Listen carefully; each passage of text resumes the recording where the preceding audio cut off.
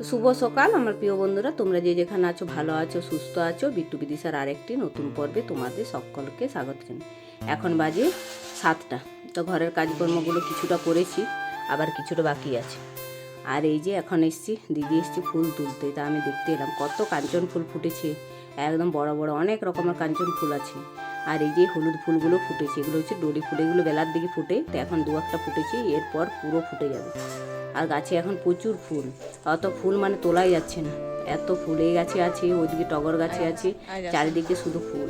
তোরা তুলছে আর আমি এই যে দেখছি। আমার কাজ আছে তো, ওই জন্য আমি এখন দাঁড়িয়ে দাঁড়িয়ে দেখছি। আমি ফুল তুলবো না, ওই যে দিদি তুলছে, ওর কাজ হয়ে গেছে। আর আমার কাজ হয়নি, আমি এখন কাজ করতে যাব। তা একটু দাঁড়ালাম, মানে বাগানের দিকে একটু সকাল সকাল আসি তো, ওই জন্য। আর এই যে গাছেও ফুলে একদম সাদা হয়ে আসছে চারিদিকে। আর এই যে গাছে একটা লাউ আছে, সেটা দিদি বলছে যে পারবো, তো বলে পেড়ে দাও, কারণ হয়ে যাবে, কচি আছে এখন। এরপর হলে বীজ হয়ে যাবে, ভালো লাগবে না, কারণ এখন গরমে রোদের তো, রোদে একদম নষ্ট হয়ে যাচ্ছে জিনিসগুলো। কী সুন্দর লাউটা, টাটকা কচি লাউ।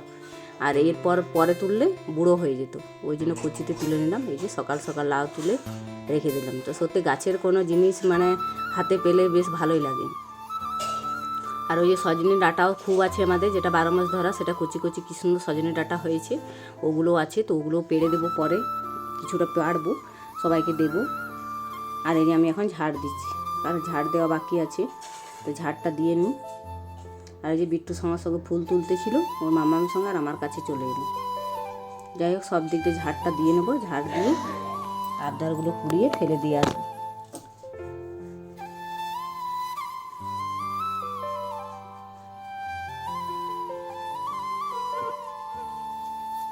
আবদারগুলো এখন কুড়িয়ে নিচ্ছি। আর বিট্টু হাঁসগুলোকে ছেড়ে দিল, বলছি ছেড়ে না ছেড়ে না, কারণ এখন পুকুর ঘাটে হাঁসগুলো থাকতে চাইছে না। ওই যে জল নেই তো, ওই জন্য ওই জলে থাকতে চাইছে না। মুরগিগুলো খালি বেরিয়ে যাবে আর এদিকে ওদিকে নোংরা করে বেরাবে। আর হাঁসগুলো এইমাত্র পুকুরে গেল, আর এক্ষুনি ফেরত চলে আসবে। এখন ফেরত আসবে, নিয়ে আরও ঢুকি এদিকে যাবে ওদিকে যাবে, মানে আরও কাজ কামায়। আর ও ছেড়ে দিল। আর আমার বলছে কলে না, কলে নিলাম একটা, এই হাঁসগুলো চলে এলো বলতে বলতে। আর এই যে দরজাটা খোলা থাকলে এদিকে যাবে ওদিকে যাবে, তা থাক, এখন খোলাই থাকে, একটু পরে ঢুকাবো। আর এই যে একটি জলের জায়গা নিয়ে এসেছিলো। জল তো আমাদের খাবার জল বাইরে থেকে নিয়ে আসতে হয়, কারণ ঘরের জলগুলো খেতে কুলোয় না, কেমন একটা লাগে, আর ডাল সেদ্ধ হয় না। ওই জন্য বাইরের কল থেকে নিয়ে আসে সোলার পাম্পের জল খাওয়ার জন্য, ডাল সেদ্ধর জন্য। তো এই যে এখন ধুয়ে দিচ্ছি। একটা ছিল জলের জায়গা মানে আনার জন্য, একটা আগে ছিল দুটোই, তো ওই যে ডানটিটা ভেঙে গেছে, নিয়ে ওটাতে তো আর আনা যাচ্ছে না। একটিতে জল আনলে আর হচ্ছে না, মানে রোজ রোজ আনতে হচ্ছে। তাই আরেকটি এইটা নিয়ে এসছে নতুন, তো এটা তো দোকানে থাকলে তো মানে ভালো থাকে না, তাই একটু ধুয়ে দিলাম, নোংরা হয়েছিল। তো এখন ভালো করে পরিষ্কার করে গরম জল একটু দিয়ে দিলাম, আর ওই যে সাবান গুঁড়ি দিয়ে ভালো করে পরিষ্কার করে ধুয়ে নিলাম। এটাতে জল আনবে, দুটো করে জল এনে দিলে 2 দিন হয়ে যাবে, মানে খাওয়ার জন্য ডালের জন্য। তাই এটা দুটো একসাথে আনবে এবার থেকে। এখন ধুয়ে দিলাম ভালো করে, পরিষ্কার করে কচকচে করে একদম ধুয়ে দিলাম। প্রচুর নোংরা হয়েছিল, আর মানে সাবান গুঁড়ি তো যাচ্ছিলো না, গরম জলটা যেই দিলাম সেই একদম পরিষ্কার হয়ে ছেড়ে গেল। যাই হোক, ওগুলো রেখে দিয়ে এলাম, জলের জায়গাটা ধুয়ে উবড়িয়ে দিলাম। যখন সময় হবে তখন জল নিয়ে আসবে। আর আমি এখন এই যে কাপড়গুলো কেচে নিচ্ছি, কারণ এই জায়গাটা প্রচুর রোদ হয়ে যায়। এই যে রোদ চলে এলো বলতে আর কথা নেই।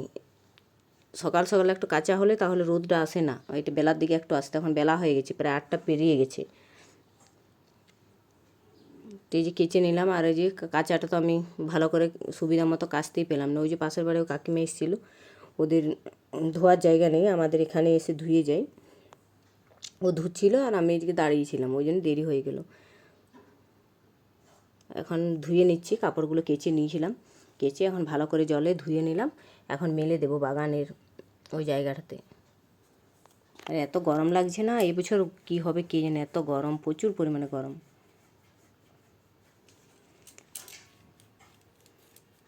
এখন মেলে দেবো সব একটা একটি করে। তো তোমরা যে যেখান থেকে আমার ভিডিও দেখছো, লাইক শেয়ার সাবস্ক্রাইব করে পাশে থেকো। যারা নতুন বন্ধু হয়ে আমার ভিডিও দেখছো তাদেরকে চ্যানেলটিকে সাবস্ক্রাইব করার অনুরোধ রইল। আর যারা পুরনো বন্ধু হয়ে আমার ভিডিও দেখছো তাদেরকে অসংখ্য অসংখ্য ধন্যবাদ এইভাবে পাশে থাকার জন্য। আর এই যে সবজিগুলো কেটে নিয়েছিলাম, কাপড়গুলো কেচে এসে কেটে কুটে রেখে দিয়েছিলাম, তাহলে রান্না করতে সুবিধা হয়। এরপরে স্নান করব। এই স্নান করে এলাম, স্নান করে এসে পুজো দিচ্ছি। ঘরের পুজো দেওয়া হয়ে গেছে, আর আমাদের এই বাইরের দিকে ধূপ দেখাতে হয়, তুলসী মন্দিরে দেখিয়ে দিচ্ছি। আর ওই যে বাইরের দিকে যাব, বাইরের দিকে এদিকে ওদিকে চারিদিকে ধূপটা দেখিয়ে আর ঘরে পুজোটা আগে দিয়ে তারপরে বাইরের দিকে দেখাতে আসি। তো সব দিকে দেখিয়ে দেবো, তারপরে ধূপটা রেখে দেবো।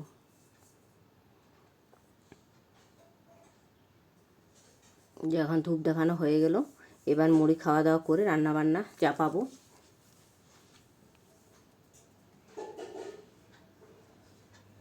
বাসনগুলো আগে ঢুকিয়ে নিই, কারণ বাসনগুলো এখানে মশলা তৈরি করব, তো মশলা বাটবো, শিলটা এখানেই থাকে, জলটা চলে আসবে, ওই জন্য আগে বাসনগুলো সব ঢুকিয়ে নেব, গুছগাছ করে রেখে দেবো, তারপরে রান্না করব। আর এই যে কৌটোটা ধুয়েছিলাম সেটা বিট্টু নিয়ে এলো, আমাকে বলছে রেখে দাও, ওটা ওদিকে রেখেছিলাম রোদে। এখন বাসনগুলো ধোয়া আছে, এখন রেখে দেবো।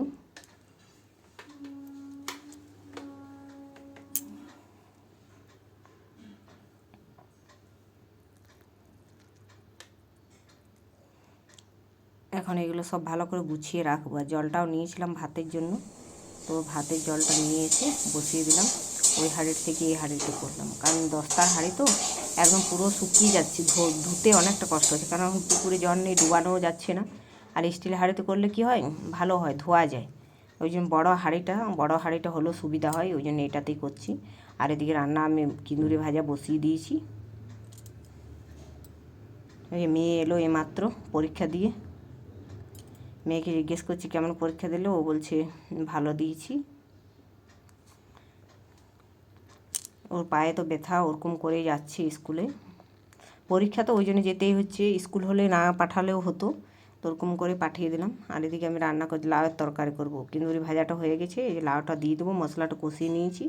এখন লাউটা সেদ্ধ করেছিলাম প্রেসার কুকার, ওই জন্য বেশি দেরি হলো না, মশলাটা কষিয়ে দিয়ে দিলাম, আর একটু ফুটেছে আর নামিয়ে নিলাম। আর এই যে পটল ভর্তা করব, কালকের পটলগুলো করেছিলাম, সবার খুব পছন্দ হয়েছে পটল ভর্তাটা, আজকেও ছিল পটল, তাই করে দিচ্ছি। পটলটা সেদ্ধ করে একটু বেটে নিয়েছিলাম, বেটে নিয়ে আর এই যে এখন পেঁয়াজ কুচি লঙ্কা দিয়ে এখন এটা ভালো করে পেঁয়াজটা লাল লাল করে ভেজে নেব, তারপরে পটলটা দিয়ে অনেকক্ষণ ধরে ভাজতে হবে, কম ভাজলে আবার খেতে ভালো লাগবে না, অনেকক্ষণ ধরে ভাজতে হবে। তো এটা দিয়ে এখন অনেকক্ষণ নেড়ে নেড়ে একবার কালার চেঞ্জ হয়ে যাবে, তখন নামিয়ে নেব, তাহলে খেতে ভালো লাগবে। তো পটল মানে খায় না, আমি তো বলেছিলাম এর আগে ভিডিওতে, তো এই পটল ভর্তা করলে খাওয়া যায়, ভালো লাগে। আর একটু নুন দিয়ে দিলাম, একটু হলুদ দিয়ে দিলাম। এটা এখন ভালো করে নেড়ে নেড়ে অনেকক্ষণ ধরে শুকিয়ে নিতে হবে, একদম পুরো তেলটা ছেড়ে যাবে, অতক্ষণ পর্যন্ত ভাজতে হবে। আর নইলে অল্প ভালো লাগবে না, একদম মানে একটা গন্ধ করবে পটল। এই যে এরকম কালার চলে এসছে, ভেজে ভেজে এরকম হয়েছে, একদম পুরো তেল ছেড়ে গেছে, খুব সুন্দর মানে হয়েছে, এটা খেতে দারুণ লাগবে।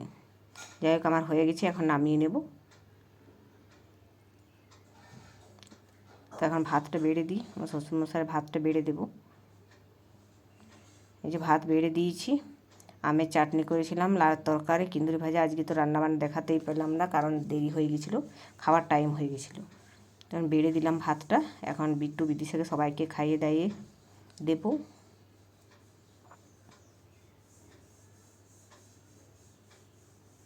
আর আমি এদিকে বাকি রান্নাগুলো ঢাকা দিয়ে রেখে দিই, তারপরে একটু পরে ওদেরকে খেতে দেবো। তো এই যে খাওয়া দাওয়া মাত্র কমপ্লিট করে এলাম, ধুতে পুষতে এত রোদ লাগছিলো না, তা গামছা ঢাকা নিয়ে নিয়েছি, কাপড়গুলো কুড়োতে এসেছি, দেখছি কাপড়গুলো শুকোয়নি, কারণ এই জায়গাটা ছায়াও পড়ে যায়, ওই জন্য একটু ভেজা আছে, তাই একটু উল্টিয়ে দিলাম, একটু পরে নিয়ে যাব।